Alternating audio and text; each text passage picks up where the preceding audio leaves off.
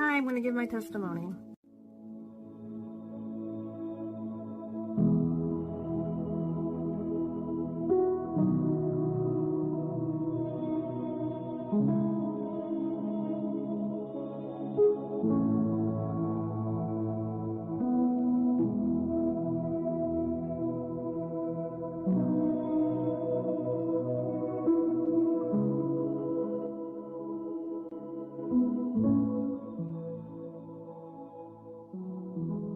When I was about the age of 12, I had this dream that I was on one of those big swings at the fairground where a lot of people get on and you each have one swing to yourself.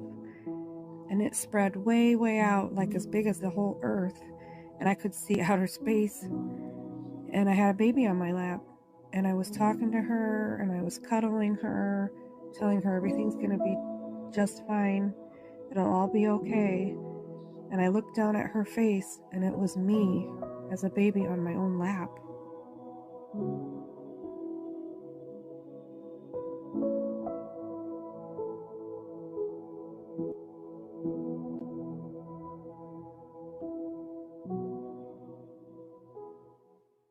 My grandfather on my mom's side, he was a sergeant detective in the police department, and he used to beat my Grammy up. He used to beat her up so bad he'd knock teeth out, just bloody her up indescribably. And my mother and her siblings constantly, perhaps even weekly, would be so scared they would run throughout the neighborhood when he started doing that for safety. And the neighbors began to understand this is a pattern, so they always knew to be on the lookout for the kids when this happened. So this is going back now to the 50s. So back then he was connected. So Grammy would have to have called his friends for help when she called 911. So she really had no hope of finding safety with the law. So it's really a wonder he didn't kill her. He ended up getting a house right next to Grammy, so I grew up with him living next door to Grammy. When they divorced, he just couldn't let go of the control. So when the house went up for sale next door to her, literally next door, he bought it. And I thought everybody's grandparents lived like that. I didn't know until later. I'm like, wait, so not everybody's grandparents are divorced and are next door neighbors? So very weird. One of his offspring, their mind split and they required shock treatments when I was little.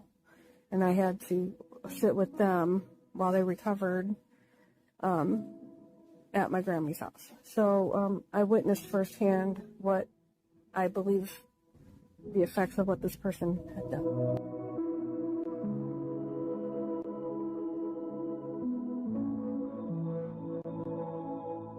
Another claimed molestation.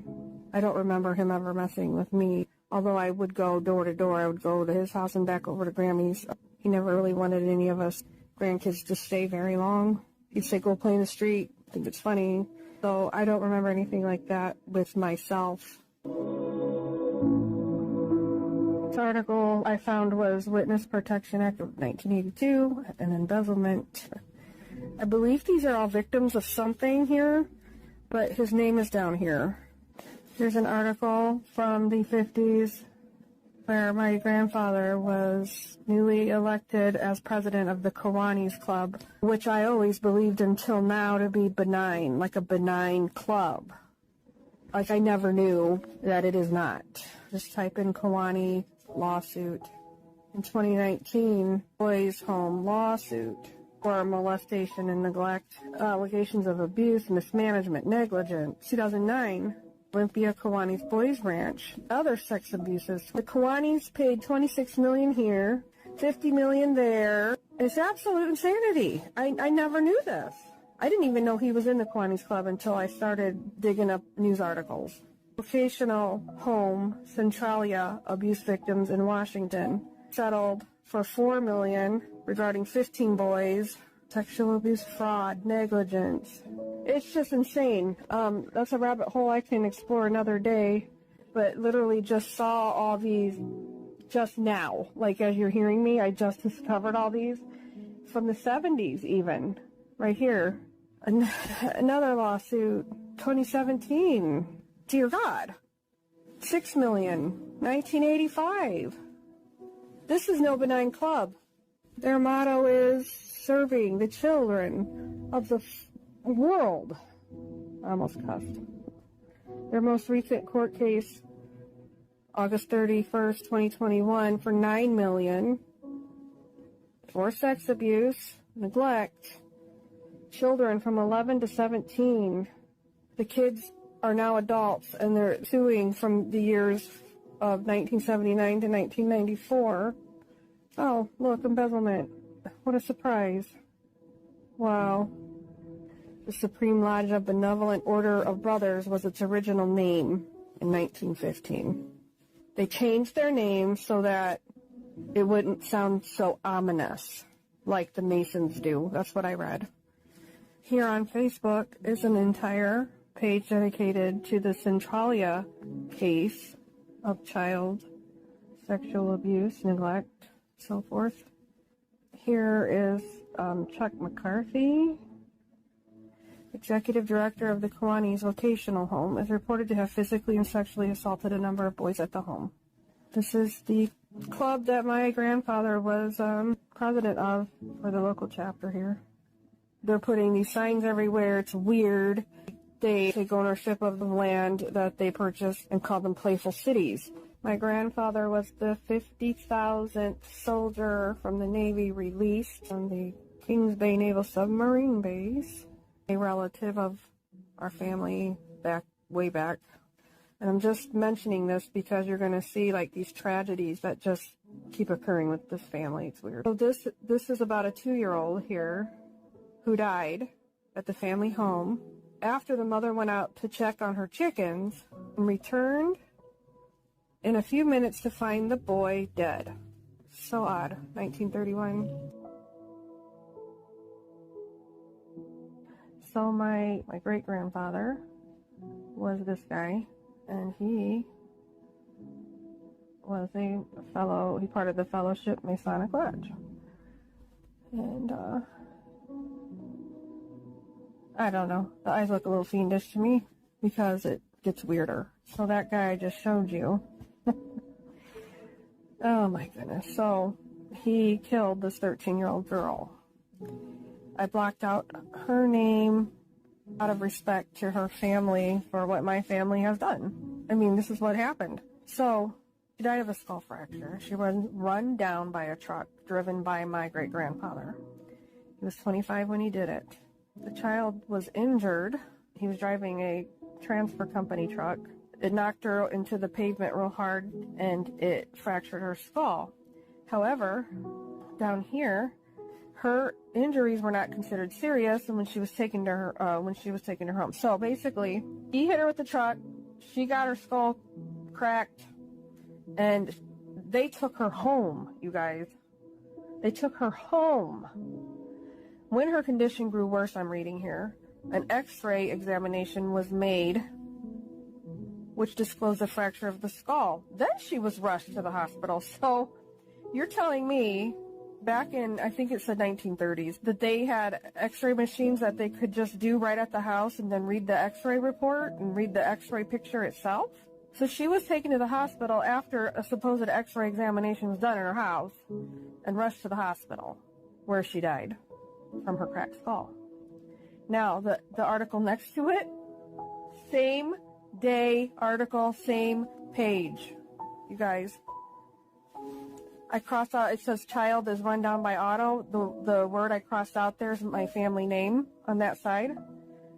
And this relative of my family here, on the same day, somebody ran over a child from my family, age 5.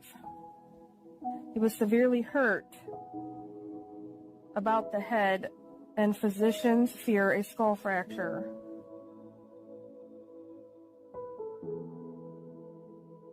My great-grandfather ran over this girl and killed her. Took her home first. Somebody took her home before the hospital. The same day, one of my family's children gets run over and possibly killed. It doesn't specify that in the article. This is some crazy mafia CIA crap right here, and nobody can tell me any different. This is weird. This is very weird. I don't think everybody's families are like this. That's all I'm saying.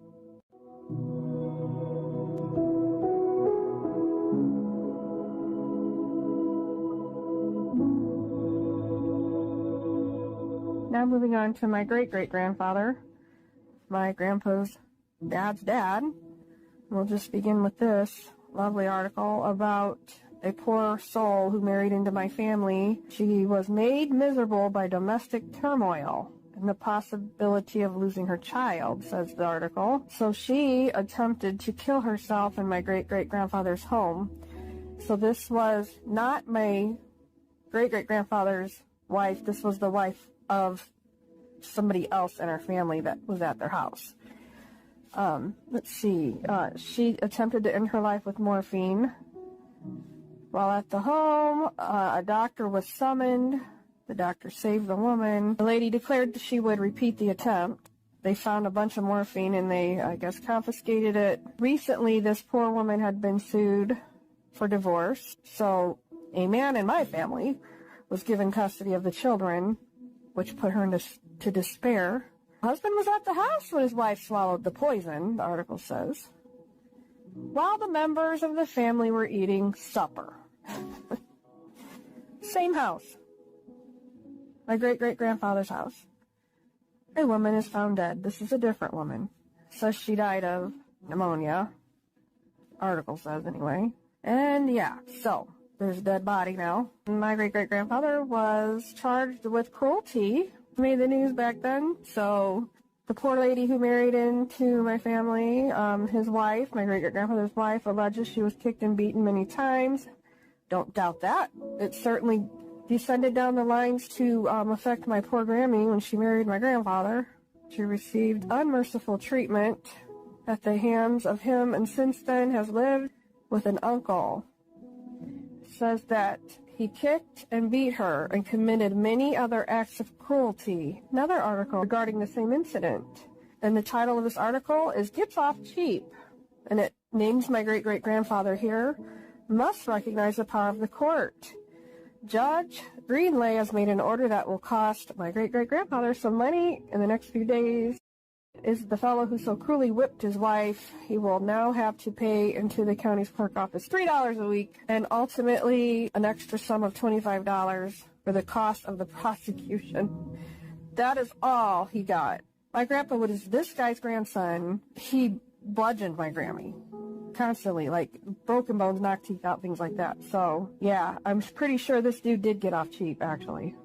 I guess during better times, the woman we just read about complaining that she was beat up by my great-great-grandfather. Here is an article that made the news about her singing praises about this medication called Tanlac. Says here about her, she'd be my great-great-grandmother. The name of my city here, blank woman tells how the premier preparation came to her rescue. Then it names her again. A well-known woman of this city suffered from stomach ailments a long time and could not find relief till she tried this medication. So I just found that interesting that they considered her to be a prominent woman of that city and even wanted to get her input on a medication. So great-great-grandpa here died in a car accident. Died suddenly. Possibly, maybe he did have an actual heart attack and died in a car accident. I just have to be a little leery because of all the weirdness. So, who knows? Here is my grandfather's brother. He was also a member of the Moriah Masonic Lodge. He was accused of criminal abuse of his 10 and 12-year-old daughters. He denied charges brought to the county jail. Affidavit against him was made by his wife. He was informed of the charge against him and asserted it was untrue. Goes on to say that the wife made it up. Reports by neighbors caused her to have her husband arrested. And I've thought about that for a little bit. So then her neighbors must have seen him doing something. He was taken to jail, said the regular turnkey was not on duty. So Sheriff Daniels, being out of town, the judge decided that they were not going to keep him in jail until the sheriff got back into town and then lock him up. So this is a good old boys club here. Probably all Masonic is my guess. Here, arrested, again asked to be released. His daughter is said to be the prosecuting witness in the case instituted against him. He's accused of having criminally mistreated his daughter. Another article. Arrested, was released Monday on a $500 bond. Several of my grandfather's brother's neighbors became surety on his bond. He's accused of mistreatment of his daughters. Became surety on his bond. Does that mean his neighbors bailed him out? I'm telling you what, I'm tired of this boys club all over this world. I am really sick of it. Here is where a woman died in a crash. It was a 56-year-old woman and her daughter, 29, with the same last name as my family. The daughter had the same last name as my family. And they were returning home from a visit with my grandfather's brother. So crazy, man. Deaths were two women, a mother, 56, and her 29-year-old daughter, who, God love her, married into our family.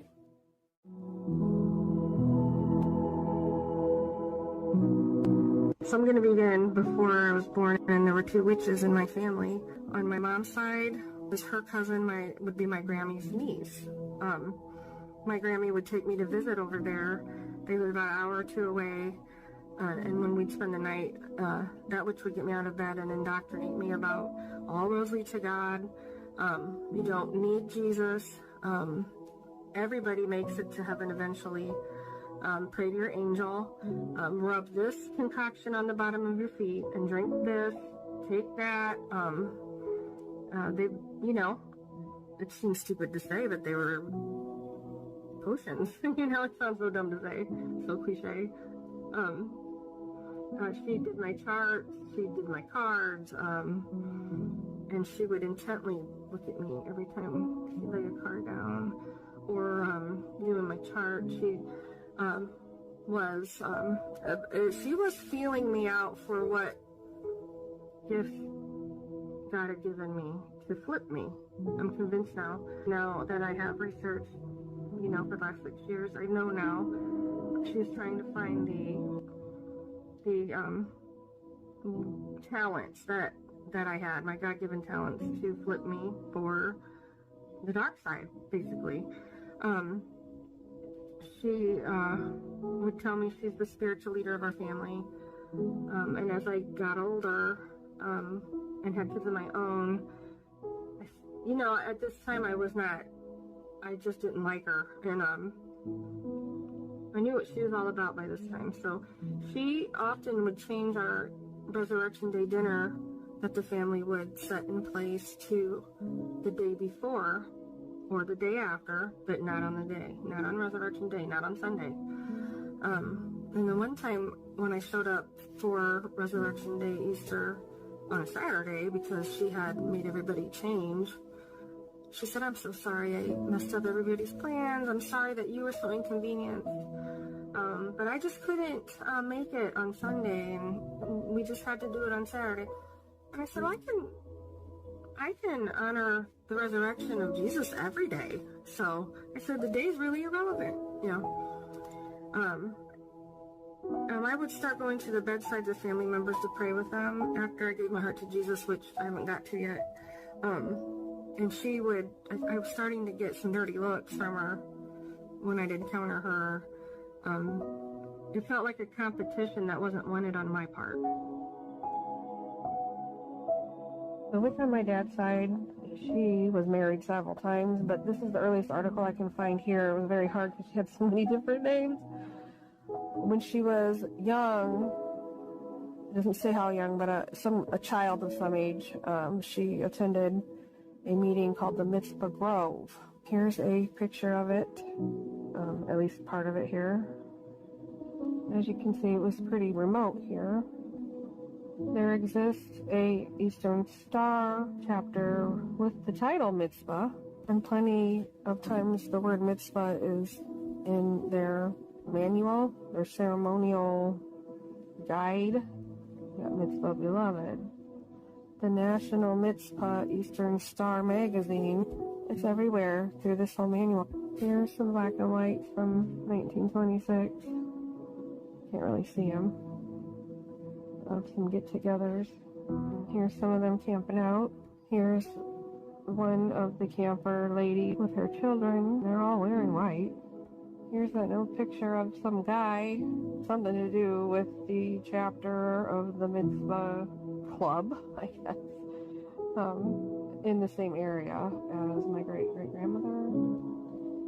Here's something to do with Mitzvah and the Knights Templar, and we'll get to the Knights in a minute because that's coming up here. Here is her being named as Lady Owl. She was secretary of the Lady Owls.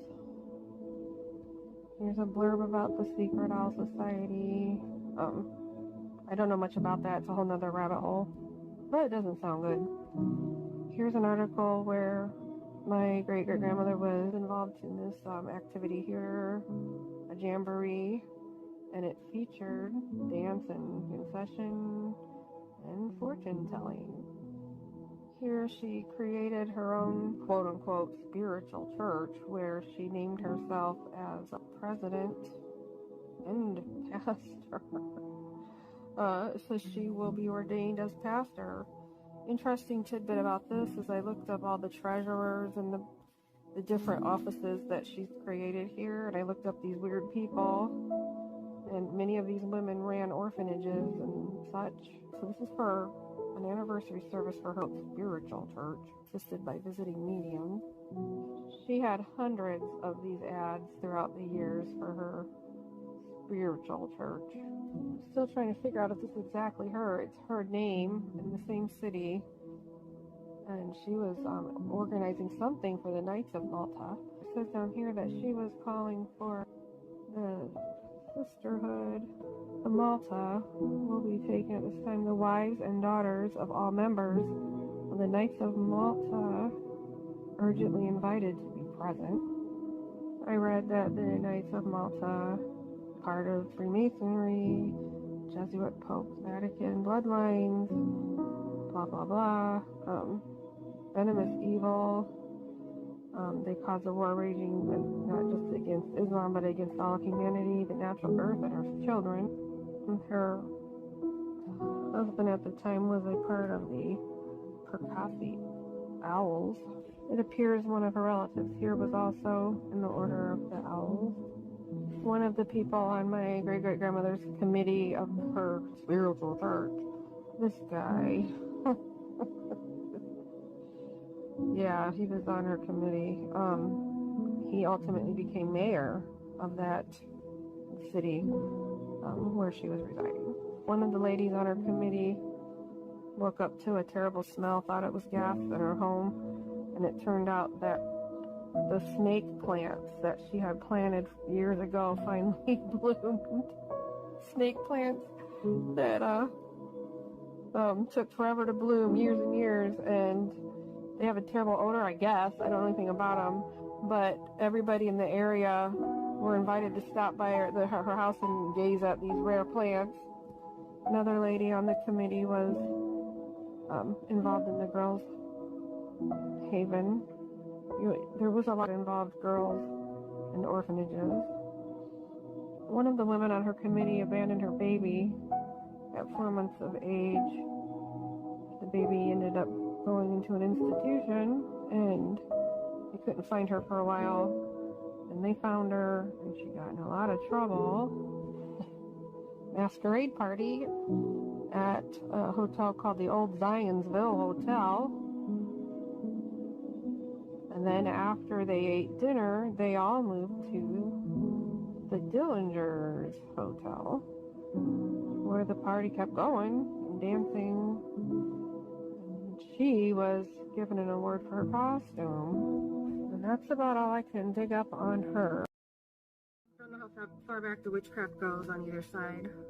I just know that I had demonic visitations from the age of 3 until every now and then now. Like, the spirit world, the demonic world had made itself real to me right away. So anything from seeing crossbones floating across my eyes, so there'd be a skull and then the crossbones, a skull and then the crossbones, like a target strip at a fair where you have the squirt guns. And the little girl that sat next to my bed, and with dark tendrils, a purple and scarlet dress, and she had the most beautiful face. She was like a porcelain doll, and she was my age. I think she started coming around when I was like 3. Next to my bed every night, like clockwork, and she would tell me the most awful things, and I can't remember to this day what those things are, but they were terrible. That these things were terrible that she was saying. And so then I started having a fear of going to sleep in a room by myself. So for years I would say, "Good night, sleep tight, I love you." And just to hear my mom say it back, so I knew that she was there. So I was insecure from the get-go. There were times I'd be held down on the bed or the couch or wherever I was, in a twilight type of sleep. I was never in a deep sleep. I was always awake, but in that twilighty sleep, held down, I could always feel the demonic entity come in before it even got to me. I could hear it, not like I hear a person talking to me, but I could hear, in my mind, I could hear it say, "Let me in, let me in." And I wouldn't be able to breathe, and I'd be completely paralyzed. So I had evil around, for absolute certain. Oh, my mom, before I was born, she flew to meet my dad in Spain on a Navy base, where they had planned that I would be born. She went over to meet her husband over there. And before I could be born, she had almost already died from carbon monoxide poisoning in the apartment. Barely made it to the door. A neighbor helped her out, and she just fell into the hallway. So we almost died there. I was born with a cold. I was born sneezing. I was born wheezing. I would go on to develop scarlet fever later. And I was just born sick. And to this day, even after COVID, in this past November of 21, I had bilateral collapsed lungs and respiratory failure, complete respiratory failure. But I refused to go on a vent. I had a sign note next to my bed because that was killing people back then.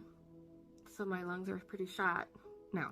Anyway, my ADD getting me off topic again. They brought me home to that apartment in Spain, and after a while they realized I was getting sicker and sicker and sicker, and they found that there was black mold like everywhere in those walls. So that didn't help matters any. So then there was a fire in that apartment, and the toaster caught on fire, and my mom ran out of the building and forgot me, and she forgot me in the fire. So now I'm breathing smoke on top of everything else, and she told the firemen downstairs that my baby, I forgot my baby, and they got me and they saved me. So there's that. Coming back to the States, and I'm 3. My mom's having an affair with my dad's best friend at night while my dad's working, and she's going over there. I'm sleeping on the couch. She's going upstairs, and then my dad is having an affair with a lady at work during the day when he watched me as my mom worked. So they were on opposite shifts. His girlfriend was teaching me how to play with the dog and teaching me how to do tricks with the dog, making the dog sit, making the dog stay.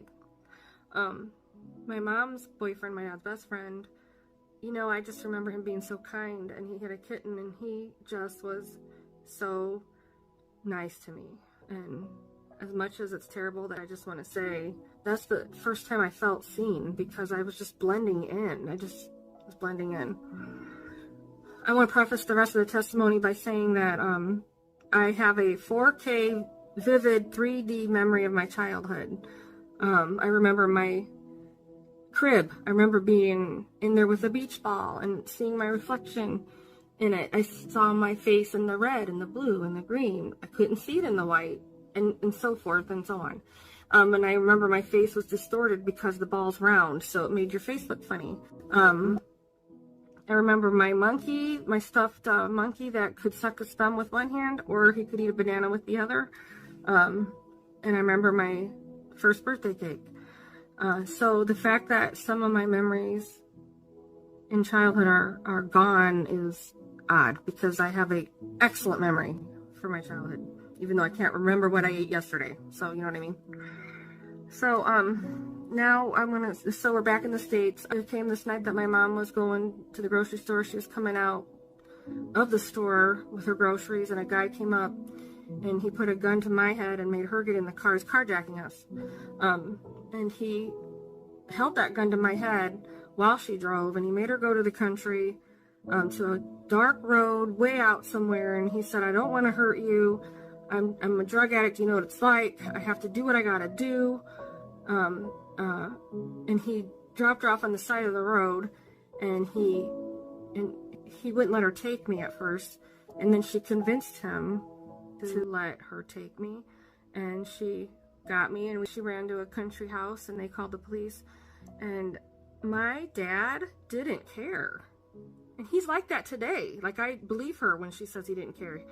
He didn't care his wife was kidnapped. He didn't care that a gun was held to his baby's head. He did not freaking care. He's still like that today. So anyway, it's a strained relationship, as you can probably tell. They got divorced a little bit after that, and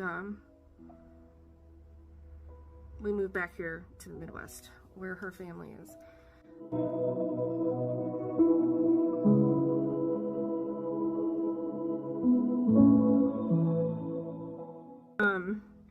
So I remember being 5 and going to kindergarten. It was happy. It was a happy time. I stayed with my Grammy a lot. And I remember Play-Doh. The smell of Play-Doh to this day takes me back to a very happy place. I remember the smocks you got to wear if you painted, and it was so happy. Back then you could sing Christian Christmas songs in school, and it was a happy time. 6 years old, however, everything just changed, and several things were going on at the age of 6. There was my mom's new boyfriend. From here on out, for the rest of the video, I will just call him her significant other. There was him. There was a babysitter. There was starting first grade. Which is, I shouldn't even mention that, because school was always a happy place for me. And there was a new church. My mom's significant other came into the picture before the new church and before the babysitter.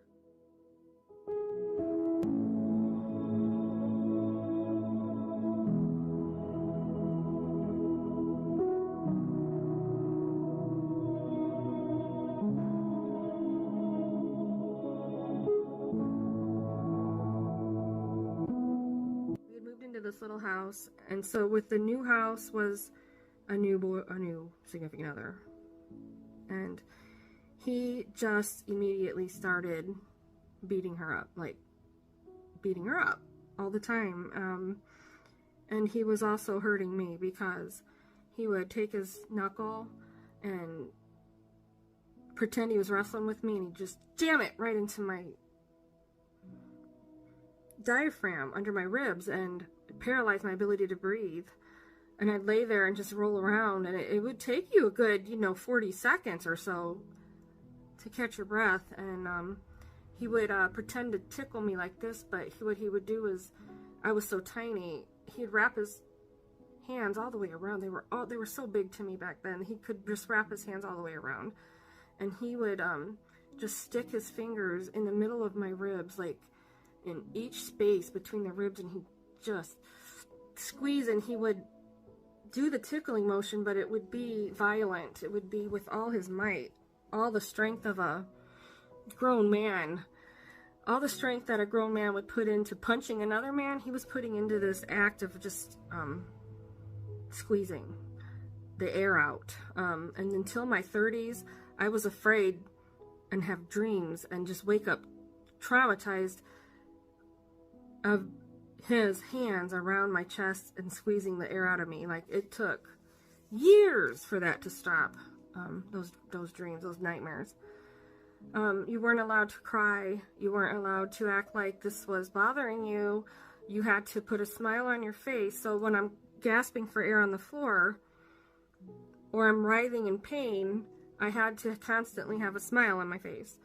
And so if my mom were looking out in the living room, like she's doing dishes, and she'd probably just think, oh, look at them wrestling, because I wasn't allowed to cry. And if I did, then I would get spankings that were not just, and it sounds so benign to say I get spankings, but these were not your normal spankings. These were the same force, like I said, that a fighter on TV would punch another guy. You know, professional fighters that they don't hold back. That's the kind of force that I'm talking about. And those spankings were worse than getting the air knocked out, or the squeezing of my ribs that hurt so bad. The spankings were worse. He was telling me all the time, I'm stupid, why can't you be smarter? Why are you so dumb? Why are you so ugly? He liked me to watch him make out with my mom. In the little house we had, there was no door between the living room. There's no doors, actually. So in the living room, it was just an open archway into a bedroom, and then another open archway into my little room. So it was all just open with no doors. And I'd just be sitting on the couch, and he would say, hey, hey, and he'd say my name. He'd say, look over, hey, hey, he'd get my attention, and I look up, and he's feeling her up, and he's got his hands down there, and he's feeling her all over here, and he's kissing her everywhere, and French kissing her everywhere, and he just really thought it was funny. And she would try to get away, and she would have a smile on her face, pretending also to go along with this, and that it was just for fun, because she knew, just like I knew, you don't do anything different than that. I was so terrified of him. He ended up being in my life all the way up until I left home at 18, so.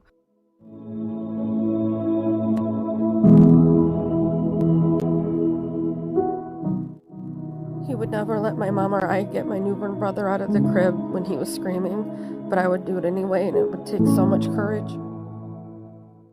I left a note in the wall for her to read and for how to cope, but right before I left, I think I took it out of the wall because years later we couldn't find it. I think I took it out of the wall so that if he did find it before she got old enough to read it, I was afraid what he might do to her. It was years and years and years, and when we'd go to family gatherings, and he'd be there, he'd be getting drunker and drunker, I would sit lap to lap of the people that I trusted in my family, and I had a particular uncle that I just loved, and I would go to each lap, especially his, and I would meet their eyes, and in my soul I was begging and pleading for them to see it's not okay at home. I'm not okay. Can you see me?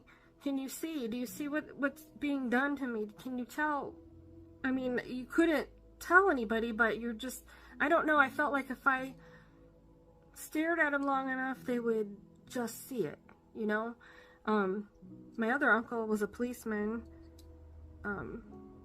He wasn't real affectionate or anything, but he, you know, he'd play with me sometimes, and I'd do the same thing with him, and I'd just felt like if I stared long enough, intently enough, that he would see, and he would know, and he would arrest my and take him away forever. And every time I tried to make somebody see, they didn't. So it's really weird what you go through as a kid. And I think that's why I got into researching SRA, like I did back in 2016. I didn't know it at the time because I'm just now coming to terms with everything, but I was trying to rescue kids. I was trying to bring truth to light, because I was one of them. As I would soon find out even later in the story, things really do point to that. So, okay, so now we're gonna go to the church. Maybe I'll start with the babysitter first. As this time I was going to a babysitter, she was fine, but the brothers were bad. They had roaches all over the house, and they had jars lining the steps where the roaches would get caught in water. I don't know, are roaches attracted to water? Because there's 35, 40 bottles going down the steps just full of roaches that are drowned and drowning, you know. The brothers, the big brother, real big, was giant. And he would beat my babysitter up and chase us out of the house. I can't say enough about my babysitter. She was absolutely wonderful. The babysitter that watched me, she was awesome. But like I said, the big brother, the giant one, was beating her up, chasing us out of the house. And the younger brother, who was probably 16, 15, I'm 6, he copped the feel of my crotch every time he could. Anytime he could. I don't remember anything more than that happening as far as that goes. But I do have a couple memories of a gopher. I don't know where my babysitter was because she was protective of me. She wouldn't have let this happen. So I'm kind of confused as to where she was. Like, were her brothers watching me that day? Like, I don't know. So the brothers made me come outside, and they made me watch them as they took an empty milk jug. Well, they had water in it. They filled up an empty milk jug with water, and they went out to the field across the street, and they poured it into a gopher hole. And in doing so, it sucked the gopher up. Now I'm thinking it filled in the tunnels under there and sucked the gopher up. And they tied a string around its neck and tied the other end to the back of a go-kart, and they made me watch while they drug it up and down the street and skinned it alive. And you know, my grandson is 6. He just turned 7, and I cannot imagine him seeing something like that. And I love animals so much. So, there's that. And then the other one was with those brothers. They let me drive a go-kart, and then they were on dirt bikes. And I thought it was really cool that I'm driving this go-kart, and I'm only 6. And I was so happy. I always wanted to drive something, and here I am driving a go-kart. One of the brothers apparently wanted to see how close he could get to me, how close he could get to, you know, and scare me into thinking there would be a crash. My son helped me remember that, because all I could think of was, well, we crashed, right? But in order to hit me like that, was almost head on. He had to have been trying to get as close as he could to scare me. But there was a head-on collision, and I went completely black. I was knocked out, and the next memory is they're frantically carrying me into the house, trying to revive me, and I'm like groggy, and they were absolutely panicked. And the next memory is my mom coming to get me, and you know what? I mean, I came to and everything, but I never told her, because I had already known that I just didn't matter. So there's so many things through the story that I didn't tell, because why? You just start realizing, like, there's no reason to, nobody cared. So then the church, dear God, the church. This is my first experience with a church. This is how I was introduced to the concept of Jesus.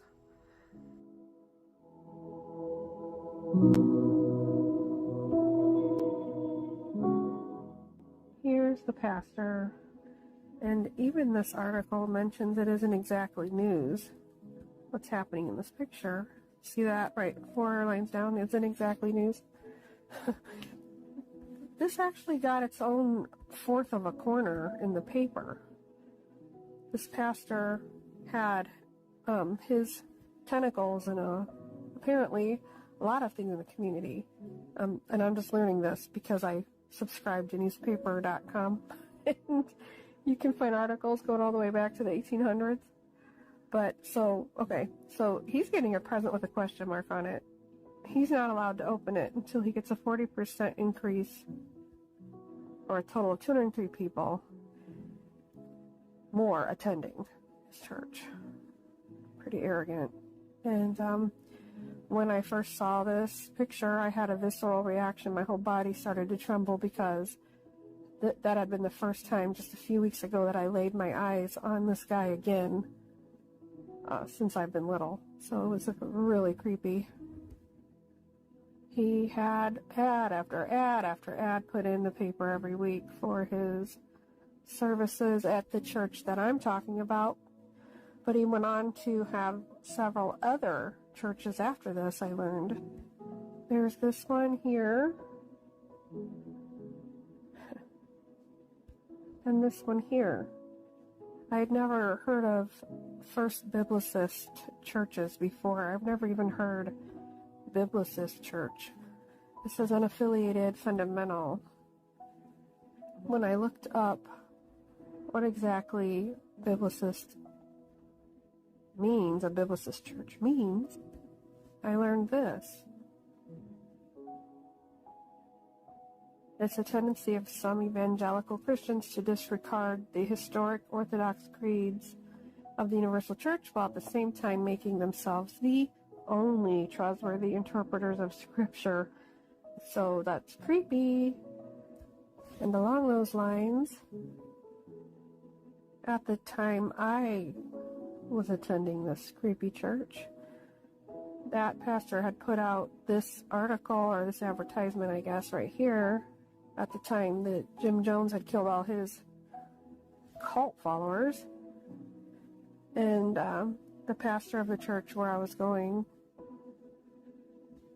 says, a film about cults like Jim Jones, People's Temple, and the growing number of Bible-believing evangelicals who are being deceived by them, interviews with survivors and ex-cultists. And I'm looking at this going, whoa, like, what is the psychological term for that? Is that projection? Or, I mean, you know, if I was leading a satanic church, a cult, and Jim Jones happened, and it's all over the news and everything, and people are learning all these people drank the Kool-Aid, I would realize that everybody in my congregation would be starting to just make sure they weren't in a cult. I guess that would be the natural thing, is to question yourself. Okay, that was freaky what happened over there with Jim Jones and his followers. Let's examine my church. So I feel like that pastor immediately put this out to deflect from what he truly was. He was on radio stations, as you can see here. He felt he was important enough to shut an entire street down behind his church to make a bigger parking lot. Even though that church sits on, man, I would say an acre of land. Most of that is trees. I think I have some pictures. I don't know if it included the woods behind the church or not. So he had room, like, to make another parking lot without taking an entire city street behind it. So he actually petitioned the city to let him have an entire street and take that street away from the neighborhood to have a parking lot. And I'm sitting here reading this for the first time thinking, how arrogant and what audacity. So he goes on to say, you know, pretty much how bad he wanted it, and the city was disagreeing. And down here at the bottom, I find this weird because, so it says, like, right here, he noted that the church has other options and can appeal the Board of Zoning Appeals to waive setback distances if necessary. And then the whole article switches topics. See, it's one article, but the whole article switched topics. Immediately it says, in his plea to employees to give generously to the United Way, Mayor Parent said city department heads already have made 1% contributions totaling $4,000. And the mayor says here, those who are working should make a real sacrifice. So I'm confused, like, was it a typo or was it an error that this is in one article? Because it completely switched topics, and I know they talk in code, and I know they do things to where they try to bypass us seeing them, and they do things under the radar or whatever. But from all my studying I've been doing on the Luciferians that run the world, I find that very odd. So I don't, it kind of indicates possibly they're trying to say, you know, you have to do this to get this, what he wants. But, you know, maybe I'm crazy. He was a guest speaker at several churches around the area, and this is the article where I found out that he founded the something law center. I don't want to say it because I don't want to get in trouble for defamation or anything. So he founded a Christian type law center. So I looked that up and found the name of the guy that's running it now that pastor has passed on. So I found that in this article here.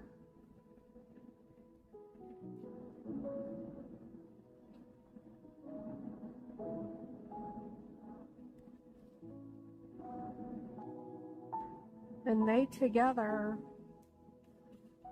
the pastor and this guy who took over together,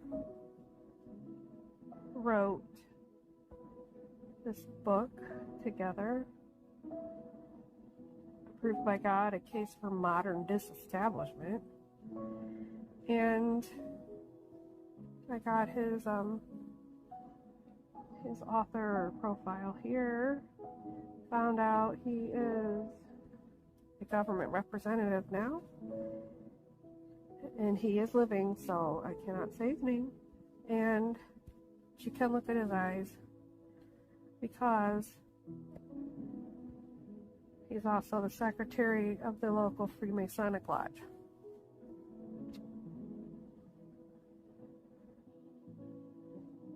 And along the lines of speaking at other places, I don't know if I showed this already, but yeah, he did. There were several articles of him just kind of traveling around the area, talking to other congregations, and the topic of this one happened to be homeschooling your kids. So I don't know. He was well known, I guess is my whole point.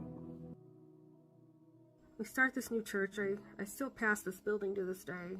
It's called something different now. My mom and my Grammy decided we were going to start going there. I thought that we were just going there at the age of 6 for like 6 months.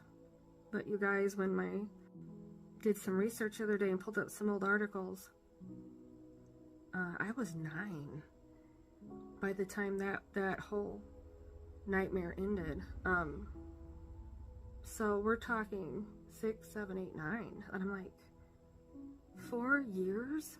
I was disturbed that I only had like 4 memories of this church 4 or 5 memories of this church in only 6 months because I had such a vivid memory, but I find out it was 4 years, and I'm thinking, then I only have this many memories. So anyway, so we're going to this church, and the first memory I have of it is I'm not afraid of the church yet. I'm painting a plaque. I still have to this day, and I can see the windows. I'm facing a row of windows. I can see the kids. I see the baptismal. We're in the basement. It's just stone floors, or you know, it's just a bare church basement. And there's more tables over there with kids, and then there was the felt place where they would, back then, because I'm old, you cut out characters with felt, and then you have a board with felt, and so like you'd put like a felt Noah's boat and it sticks to it, and then you put the characters, and that's how they were teaching Bible stories. So I have very good memories. The next memory I have is getting baptized down there in that baptismal I told you about with my mom. And I'm still not scared of the church. You guys, I don't know how long went by or how short it was after that. The first awful memory that I've carried my whole life happened, and it's getting dropped off there at night.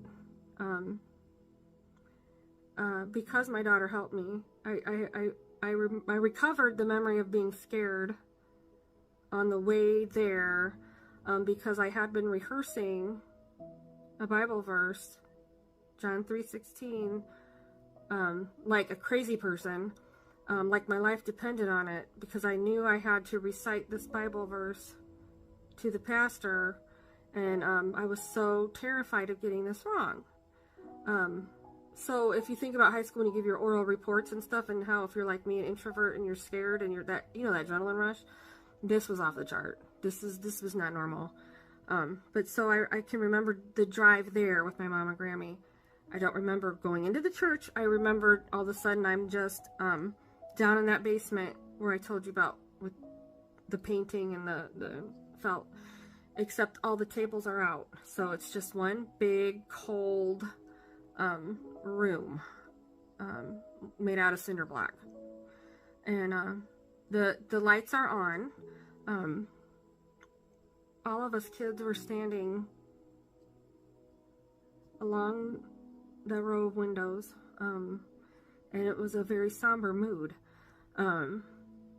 Like they weren't playing, they weren't being silly, they were just being very quiet. And I don't remember if I was the first one to go, or I don't remember any kids going before me. It kind of seems like I was the first one. Off of this lit up room was another room that didn't have a door, it just had an entryway. The only light in this room was coming from the lit up room where we were standing, us kids.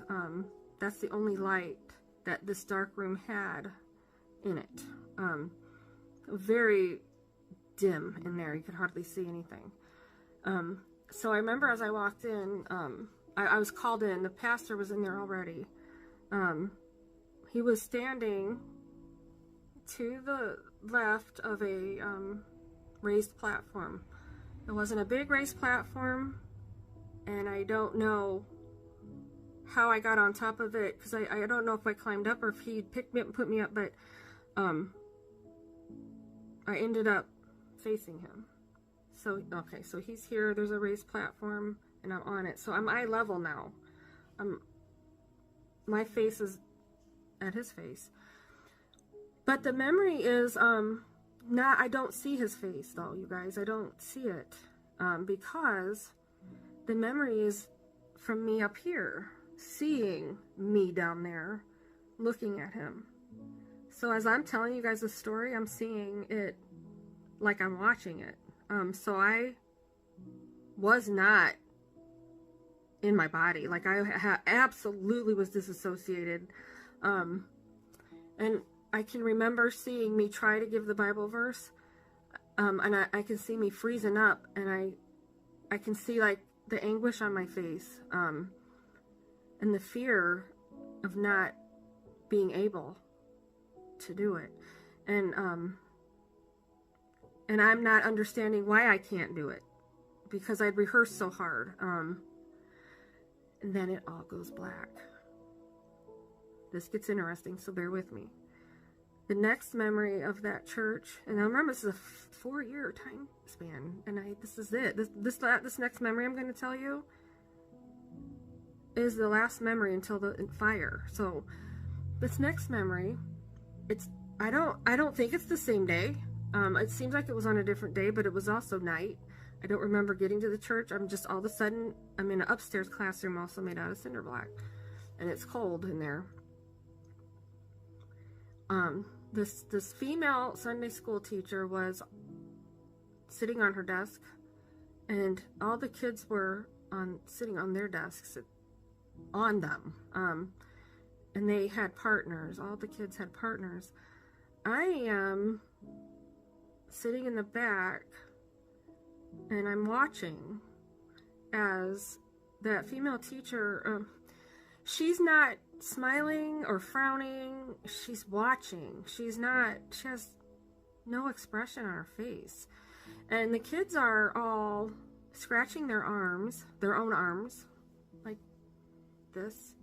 And they scratched and they dug and they dug and they dug until they made open wounds in their arms. And they had clear bleeding, like they had open bleeding wounds.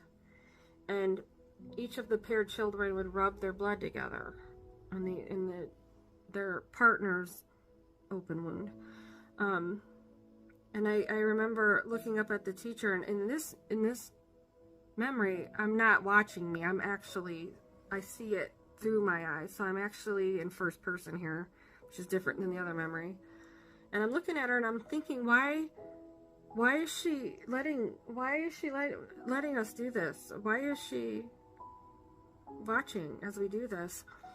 And the weird thing is I don't remember having a partner or hurting my arm, but I do remember that the weeks following that, at our little house in my little room, every night before I go to bed, I would make my arm bleed. I would scratch it, and I don't know, you guys. So weird. My mom had a visit from a person from that church around the same time, and the lady came. She had blonde hair. I think she brought her husband, and she had put a ring on a string, and she waved it all around my mom, and I don't know. It's so weird, you guys. It's just so weird. So we're going to this church. I'm getting hurt by my stepdad. My mom is getting hurt by my stepdad, and yeah, it was a lot. So we stopped going to this church. I had previously thought I was still 6 until a couple days ago I found the news article of my Grammy's fire, and it was 1980, which made me 9, and I'm like, oh, I'm missing so much time. Like, I'm missing so much time. I don't have memories, hardly. The whole time I went to that church. So we stopped going to the church anyway. And I remember my Grammy sitting in her rocking chair, my mom's in the living room, I'm standing in the kitchen doorway, and my Grammy's reading us a letter that she got from this pastor, and it said if we didn't come back, that they were going to pray for her house to burn down. And it did. It wasn't burned down to the ground, but it was gutted. Like, remnants of furniture. The phone on the wall was completely melted. Yes, back then we had wall phones. It was completely melted. The TV was melted. There was nothing salvageable. The furniture was burnt. The kitchen was gone. And my Grammy barely made it out alive from that fire. She was sleeping when it happened in the morning. and she thought she heard one of her kids, her adult children, come over, and it sounded like they were ruffling newspaper or something, so she just fell back asleep, and she barely made it out of there. And oddly enough, I spent many nights at my Grammy's house. Tons of nights. Probably 4 nights a week, I bet, and that just happened to be one night I wasn't there, which is amazing. And the article said it even went up in the attic. They never found a cause. The fire marshal never found a cause, and the article says it, like, they just never found a cause. They can see where it started, but there was nothing to indicate what started it, so there was no arson. Which, in my mind, and even now, I'm telling you, this satanic church burnt my Grammy's house down through the power of the God they serve. 100%. 100%.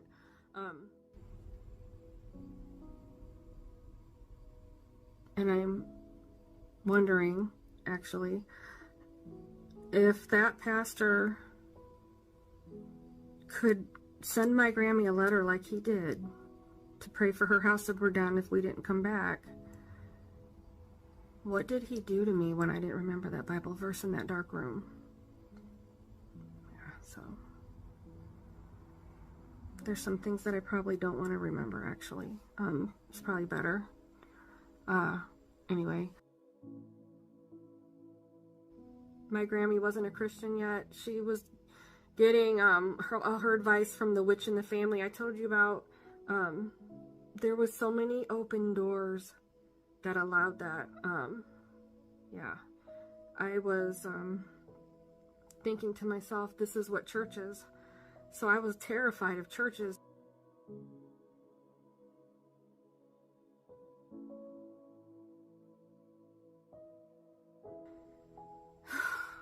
In my 30s, I got the guts up to try a couple, but it wasn't until I met my present husband now that my fear of churches went away.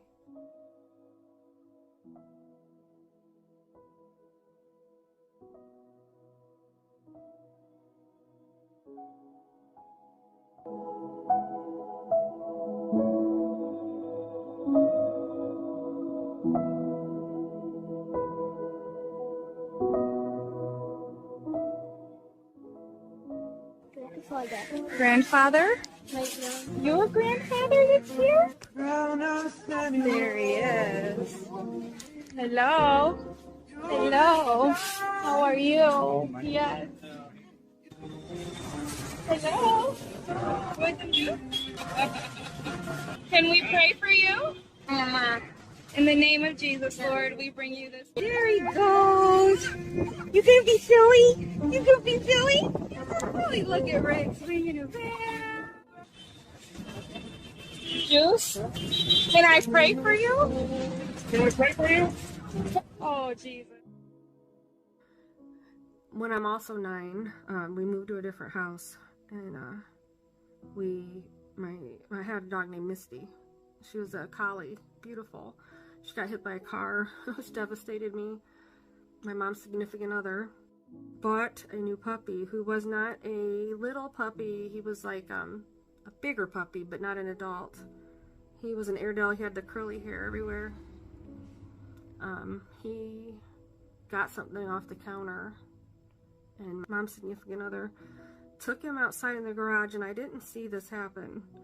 I just knew that I never saw him again. This dog that my stepdad named Satan, by the way. My mom and I would call him Saint. We hated that he named this dog Satan. I found out later that the reason I never saw that dog again is because my mom's significant other kicked him so hard in the stomach that his stomach flipped inside out. So it's pretty sad, man.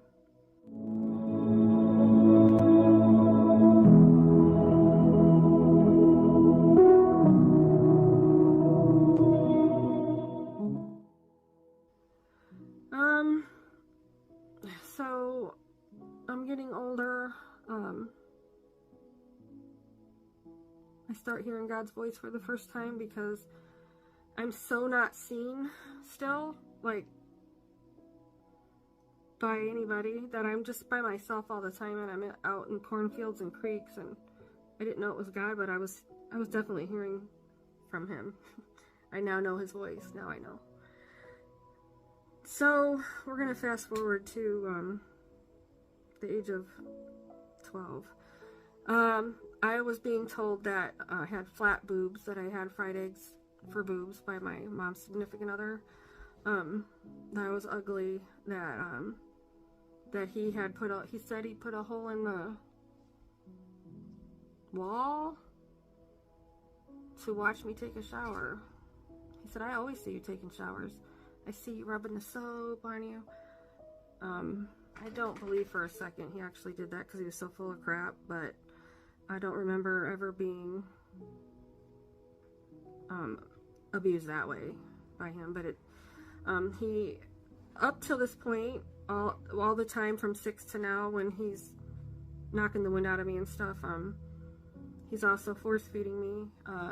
So if you have a pork chop on your plate and you cut the fat away, you cut gristle off your steak, you get the eggshells out of your scrambled eggs, if there's any, you pour too much ketchup, you pour too much mustard, the stuff that most people would throw in the trash or give to the dog or whatever, I was forced to eat. Even if I threw up at the table. So there were times that my breathing was so bad that I couldn't breathe to even chew. My mom would say to him, like, he'd say, eat, eat, eat, and she'd say, give her a minute, she can't breathe between chews, and he'd just say, you know, you got this much time, you better get everything on that plate. Don't you leave that gristle, you eat that gristle. You're gonna eat that extra ketchup you poured with a spoon if you have to, but you're gonna clear that plate. So he didn't care, and it didn't even matter that I throw up at the table. It just didn't matter.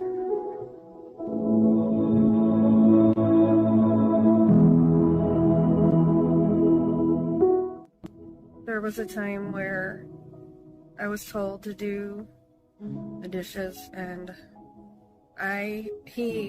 my mother's significant other, found a speck on a dish that I had done, and he proceeded to throw every dish in every cupboard into the middle of the kitchen floor. Every dish. I'm talking, you've got the cupboard for your pots and pans, you've got your holiday dishes, you've got the crock pot, you've got the beaters, you've got, I mean, every cupboard, every fork, every spoon, everything, every dish, all the bowls you have that you hardly ever use, all the ceramic stuff you only bring out for Easter, everything in every cupboard, every drawer was thrown in the middle of that floor, and I had to wash all of it again, everything, even though the stuff was clean already, all because I left a speck. So these are just a few examples. It would take forever to go through every single story, but it gives you a gist of what it was like.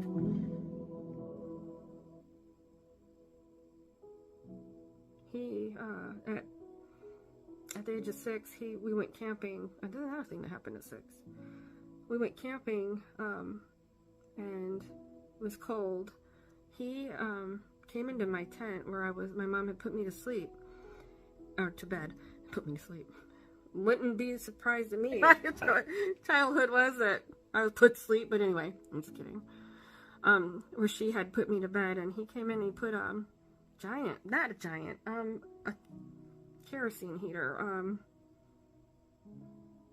a tall one, but not super big. It fit in the tent, but it was pretty large, and he sealed me up in it with this kerosene heater. He'd zipped everything up, and here I was in this enclosed tent with this kerosene heater, and it was blasting out the most obnoxious, awful fumes, and I was like sick.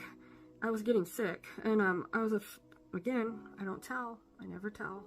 I just suffer, because suffering and hoping you made it would be better than going out there and him seeing you complain about anything. Just so happened, my mom came in to check on me, and she, oh my gosh, she opened up all the windows and unzipped everything, and, are you okay, are you okay? And she yelled at him. I don't remember anything after that. When I was a teenager, I would be so afraid of hearing his keys in the door, like, at night. I just know that as soon as he came home drunk, he'd beat my mom up. So I'm having the worst time trying. School was safe, but I had a hard time trying to concentrate at school because everything at home, the fear and everything. For instance, my mom went to the hospital for appendicitis one day, and I am now home with my mom's significant other without her.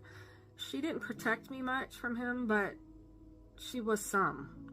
He was a little restrained, right? So now I knew with her gone, it was the full wrath,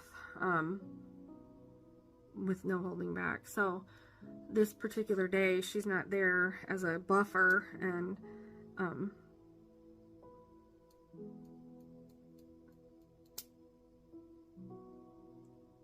my Grammy came to save me. She kind of knew what was going on, I guess. Being a grandmother now myself, I understand how you can be in tune with your grandchild, but she came over to kind of rescue me, and she knew that she had to butter my mom's significant other up, because he was so angry and violent. So she came over, and she's like, hi, just wanted to see if you need anything. She's telling him, need any breakfast? You need anything to drink? I'll make you coffee. And I can't remember if she made him breakfast or not. It seems like she did. And then she said, as she was getting ready to leave, she said, Carrie Lynn, you want to come over and spend the night? And I'm like, yeah. He's like, no, she's not. She's not going anywhere. She's not going anywhere. And I was crying. Grammy was crying, and Grammy was crying as she pulled out of that driveway. Being a grandmother myself, oh my God, you know what I'm saying? As soon as she left, there was a trash can in the kitchen that I had been previously told to clean. And as soon as she left, he always checked my work. He checked to see how well I cleaned it.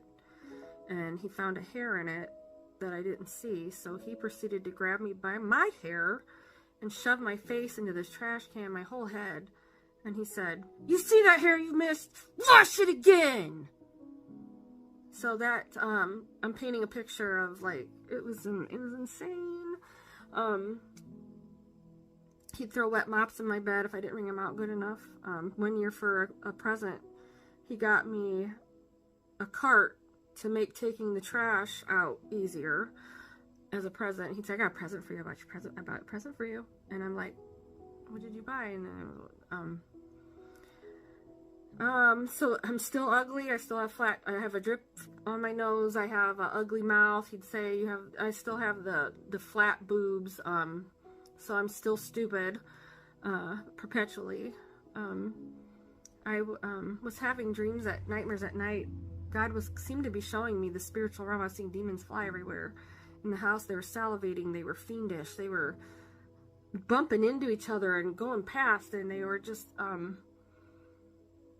bloodthirsty. It's the only way I can describe it. So, one night, I'm 12, remember, so I decided that I wanted to die. And I told my mom that I wanted to die, but I said it in a way like a kid would, because I didn't know what this feeling was. I'm 12 and I don't understand. Why do I want to die? What's wrong with me it scared me. It was scary to feel that. And she said, oh, stop it. And she just dismissed it. And I remember it hurt so bad to finally open my mouth and say something and to be shut down. So that night I just went to bed and I decided that I was gonna die, or my mom's significant other was gonna die. Either he was gonna die or I was gonna die. And bless my heart, I put a BB gun under my bed and a knife. And I wasn't sure which weapon I was gonna use on him or myself, but I was gonna use one of them. Next time he came home and beat my mom up, somebody was gonna die. And it's kind of freaky because you see stories now sometimes in the headlines where a 12-year-old kid kills the stepdad or something, you know, and I'm like, dear God. But I'm here to tell you what happened after this. So the night that I was going to kill him or me, he came home drunk as predicted, and he started beating her up. I didn't have the courage yet to get the knife or the BB gun. What I did was I covered one ear with a pillow and I put a radio up to this ear like this, so I didn't have to hear her screaming. And my mom screaming was terrible. And on this side with the radio was Bill Pierce, who had a radio show called Night Sounds. You guys can look it up. He had the most soothing voice. It's like, his voice was like heaven itself, and he had the most beautiful instrumental music, and he would tell all about Jesus, and he talked about how to give your heart to him and how to surrender and to forgive me of my sins. And Lord, today I give myself to you. Forgive me my sins, Lord. Just please remember me. And I did the sinner's prayer. And I felt like so much weight came off of my 12-year-old self. I felt lighter. I cried, and I cried myself to sleep with happy tears. When I got up the next day, I felt like I could float down the hall. I didn't know what that feeling was. It's the peace that passes all understanding. It is the peace that passes all understanding, like the Bible says, and it's like every soul, cell and molecule and bones and marrow and brain and synapses, everything is just as it should be, you know? I didn't tell anybody, of course, but I felt like everything's gonna be okay. And it was the next night after that I had this, my sneaker dream.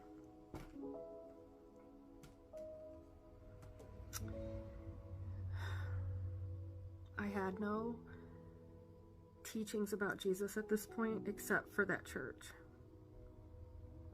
that had the ritualistic abuse.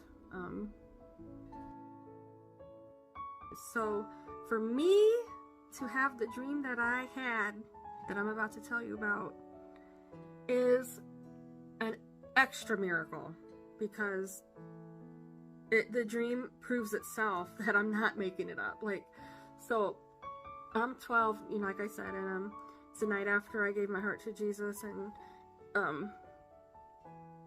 in this dream I am taken to another realm, and whether I was in the body or out of the body, I do not know. Like, it's kind of like it was more than a dream. It was another place. I was there, and so I'm standing on this road, and it goes forever. It goes so far, and it looks like it go from here to the moon and past, and then it twisted and it turned and it went up and down in this dream. And I am I'm actually kneeling on the road because I'm sobbing, so I'm on my knees because I'm grief-stricken, because I know I have to walk this. And on the left of this road is a desert, had cacti and sand, and it was desolate. And on the right of the road, all the way down, desert, and on the right was the plush forest green, full of grass, trees. So I think that signified different paths you can take in life, but I don't know, to this day, it's just, I think it signifies two different choices you can make in life, maybe. I don't know, what do you guys think?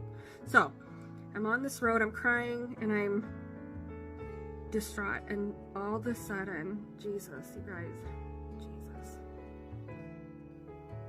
Jesus, the real one, not the one I thought he was at that satanic church. And he was just there. He was standing to my right, and he helped me to my feet, and he put his left arm around me. So he's like this. You'd think that I would have been like, oh my gosh, you're Jesus, you are who you say you are, you're here, you're Jesus. No, it was like natural.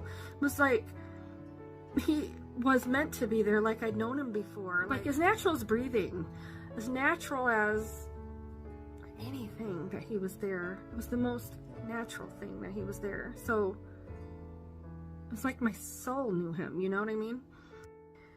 And then his mind says to my mind, we didn't use our mouth to talk. He says, we're both still looking straight ahead of this road. And he says, my child, why are you weeping? And I'm like, because this road is too far. It's too far to travel. It's got so many twists and turns and hills and valleys. I can't walk it. I can't walk it. And he said, you will have many trials and tribulations in your life, but do not look in front of you or behind you, but beside you, for there I'll always be. And a pair of old shoes fell from the sky at my feet, and they looked like this. Yeah, they had holes. See the toe? I don't know if it's clear. They were, they had holes, and the shoelaces were frayed. The soles were coming off. They were shredded. Shredded shoes. And he said, take these shoes and wear them, and they'll carry you down the rest of this road. And I said, oh, no, these can't work. They have holes in them. And they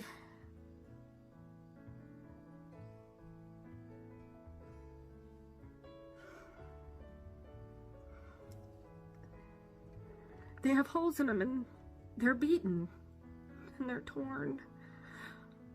How are they ever gonna last down this road?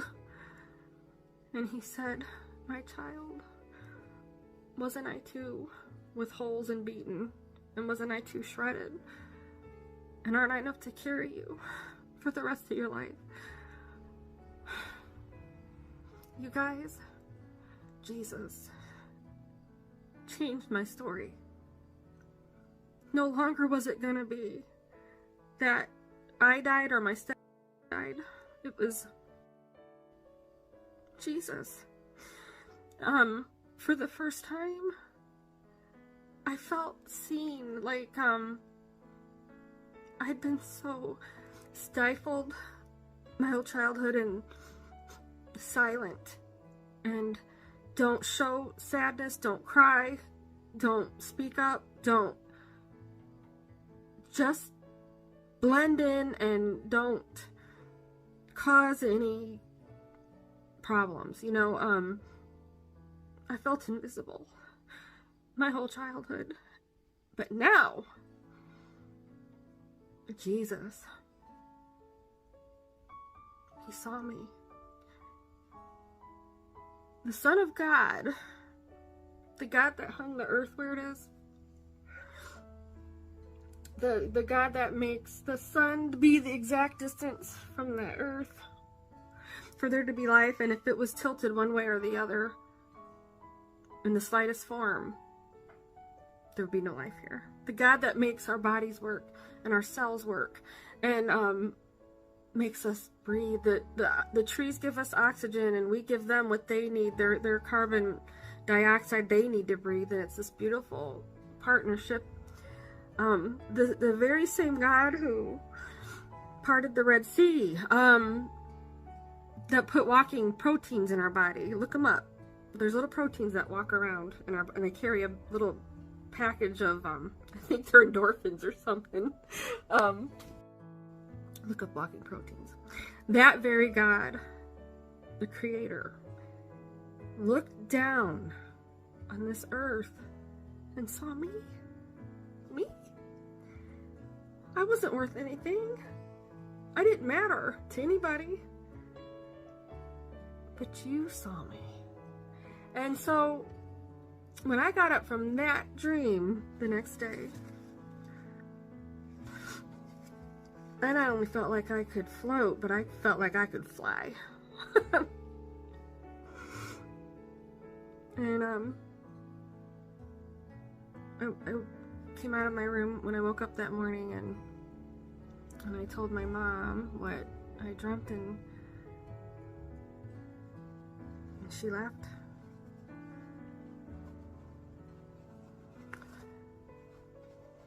But that's okay. It was okay. Everything was okay. Everything was okay.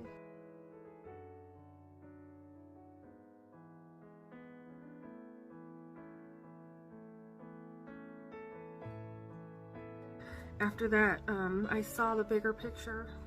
I saw that there was more to life than what I was living. That there was a God who sees me, that I matter, and that He died for me. And that He loved me. Didn't take away the life I was living. It didn't take away the panic attacks at school. I would have these panic attacks in high school that would just,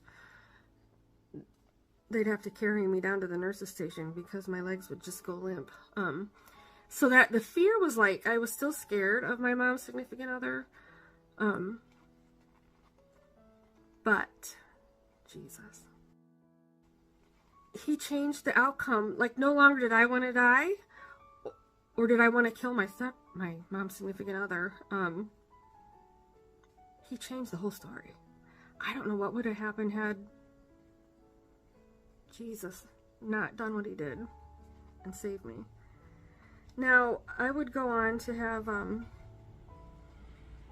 you know, issues. I had fallen, even with that dream, I'd fallen away. Fell away and did some bad things. I made some bad choices. Ultimately got married to my children's dad. And, I was so close to the Lord. So I'm like in my 30s now. I had come back to the Lord, and I'm reading, I read the whole Bible through twice, and I was so on fire, you guys. I was so on fire. And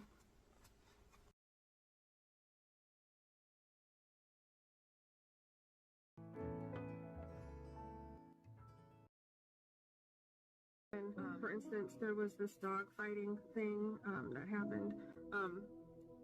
So there was this night I was sitting outside, and I felt the Lord say, I have something to show you. And it was like midnight, and I'm sitting outside, and these kids were, I saw kids and people, they were shadowy. They were in the baseball field across the street.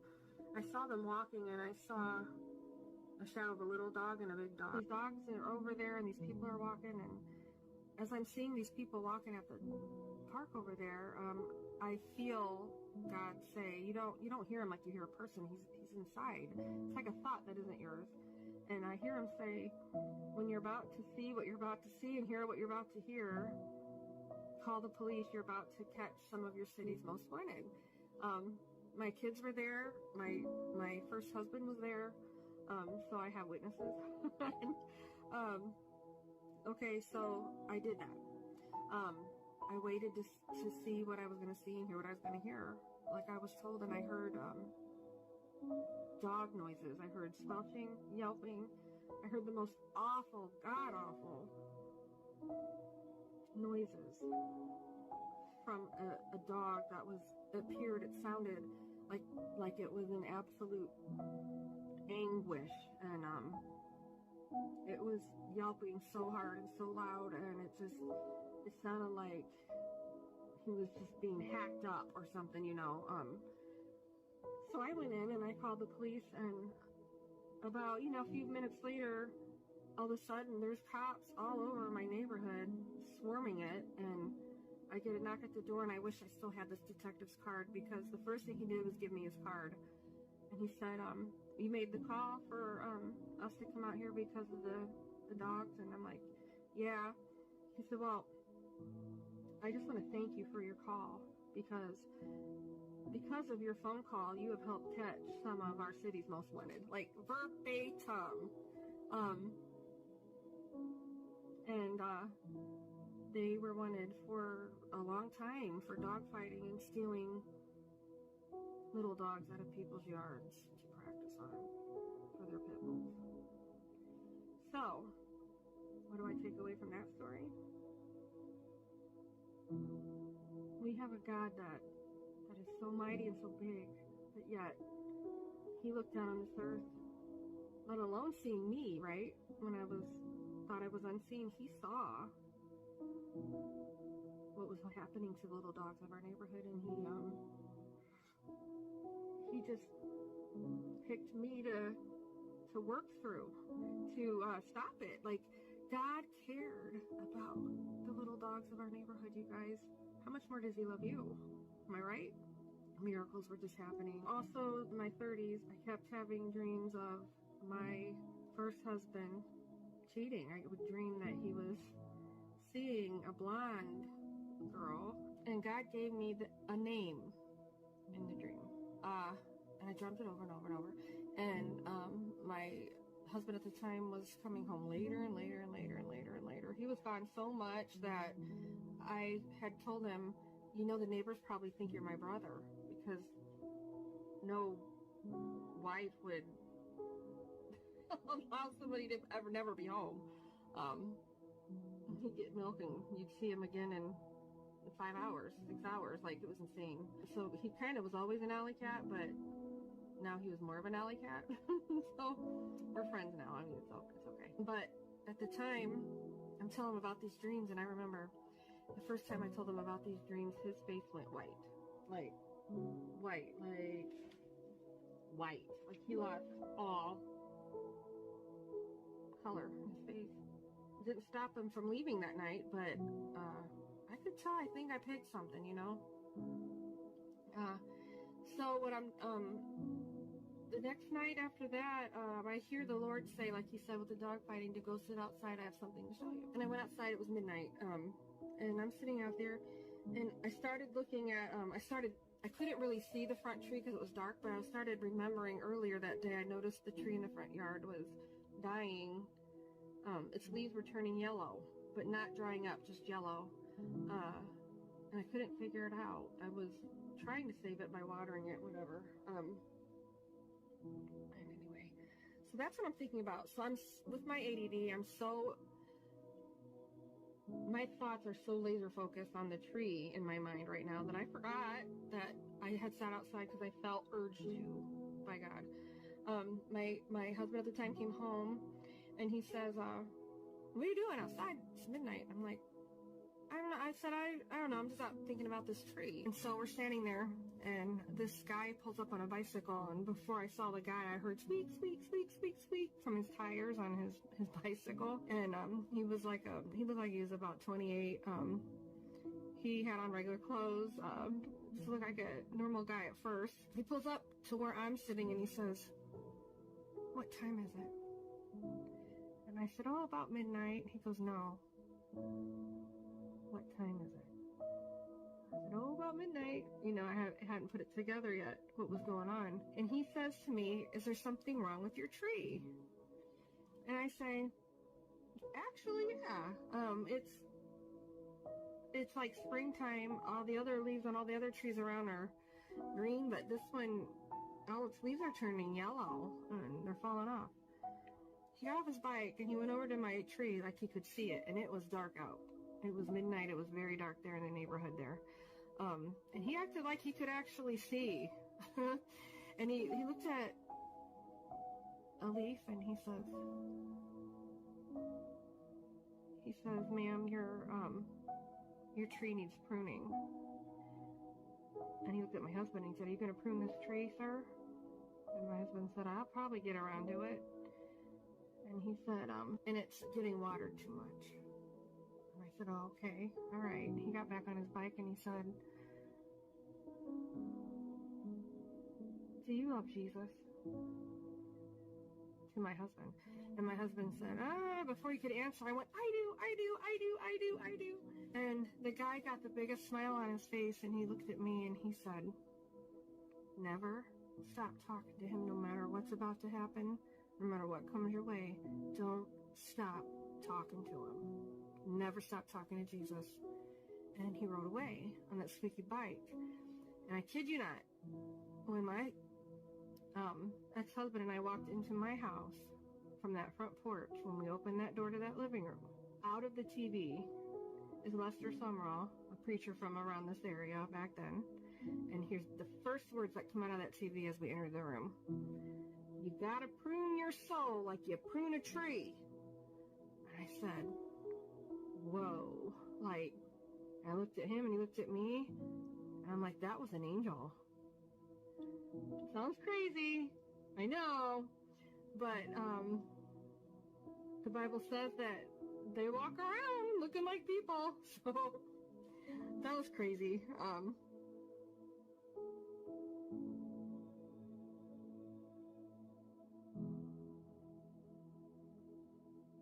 I don't know, next day or so, I just kept waking up after having dreams of this blonde girl with her name. And so I'm driving to a home care patient this one day, and I have my dog with me who needed to go to the vet. So I had to decide if I was going to go to the vet or see my home care patient first.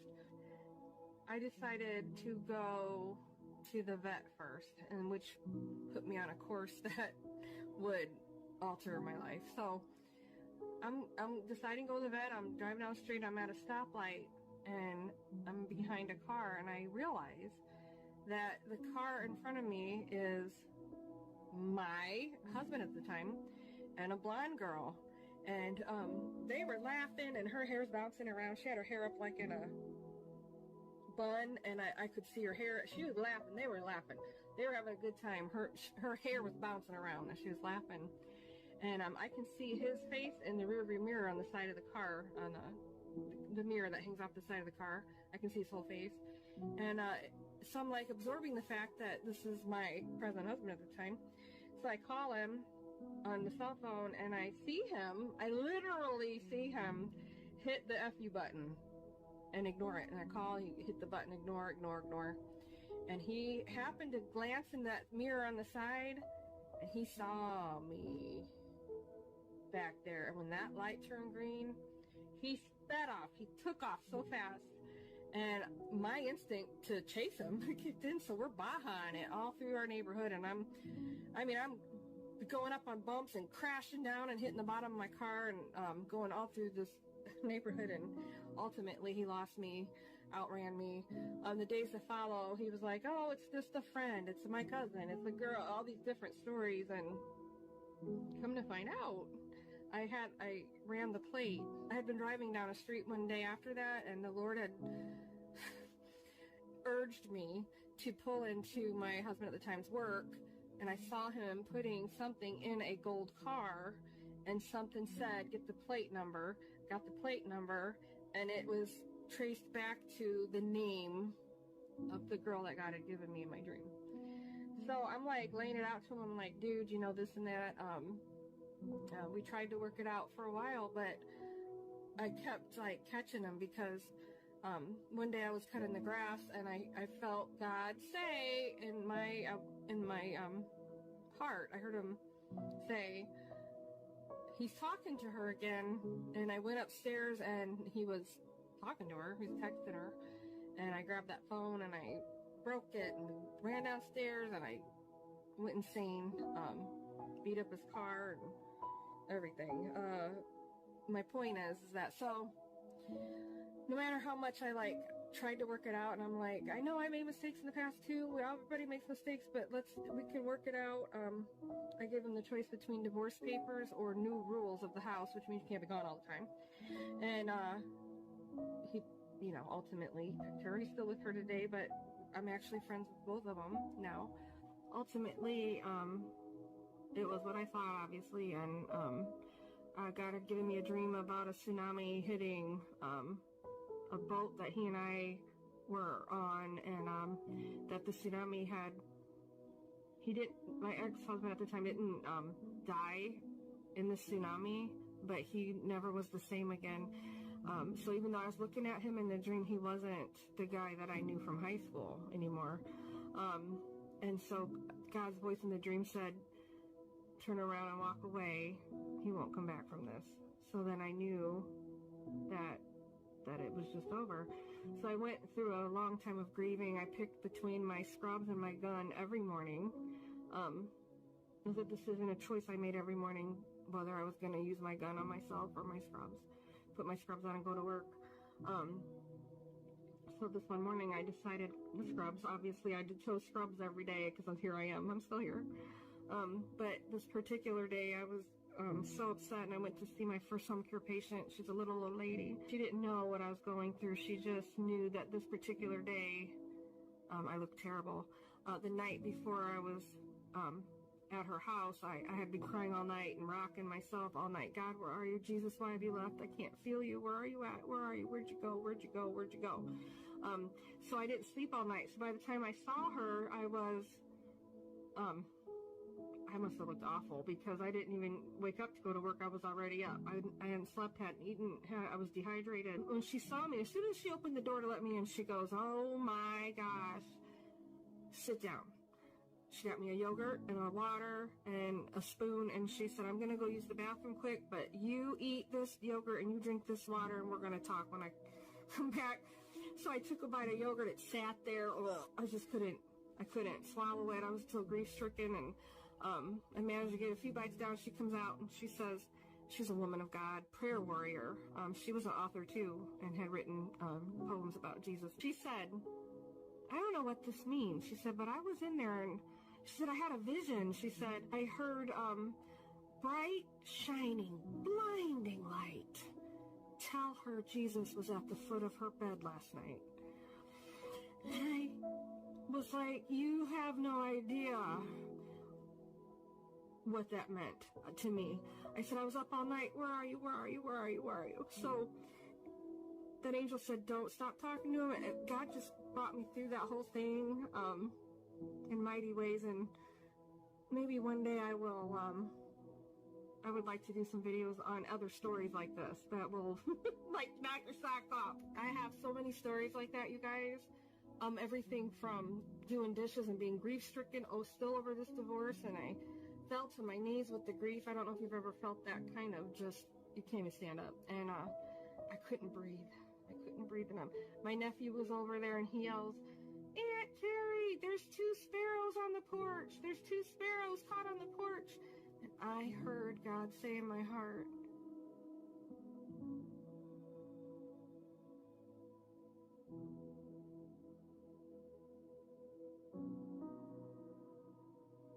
and that's amazing. That is absolutely amazing to me. So anyway, so it went on that years go by. I'm remarried. I never ever got to meet the girl that he was having an affair with. I hated her guts. As a matter of fact, I hated her guts. And I was so mad at her. But there came a day after my grandson was born, and I saw her holding him in a picture, and I just lost it, and I was so mad. I started having these dreams at night, every night consecutively. And in the dreams, I was talking to her, we were getting along, we were enjoying each other's company. And so by the end of these like 5 or 6 days of dreaming this, I loved her like God did, just from the dreams. On the last day of that dream, my son called and said, Mom, can you watch the baby? He's over at her house with his dad, and you're going to have to pick the baby up from her, but I really need your help. And I thought, oh, this is the first time I'm meeting her, you know? And I thought, like, I'm so ready to meet her now because of those dreams. So by the time I got there and dropped the baby off to her, I ran to her and hugged her with the love that I had for her in the dream. And I heard God say in my heart, she's more than what she did. Over the time, after that, the course of time, we got to know each other a little bit, and I learned that her mom was murdered, and I learned a little bit about her life, and I was able to tell her about Jesus a little bit. And my ex-husband was so anti-Jesus, and he hated God. There was a time he loved him, but oh, he would say F Jesus, and just the blaspheme that would come out of his mouth. He even got the Eye of Horus on his arm, and like, he knew a little bit about what was going to be happening in the future with Revelation, and he knew a little bit about the New World Order and all that, but he's still, I don't know, man. Anyway, he's so anti-God, but here I'm telling her about Jesus, and my son said at a holiday get-together one night, he was talking bad about God and stuff, and his girlfriend said, well, Carrie says that Jesus loves me. And when I heard that story, I felt like I could fly, because God turns ashes into beauty, and here was me loving the girlfriend and wanting her to be saved, and she's now ministering to the ex-husband who hates Jesus, and God is just amazing like that, you guys.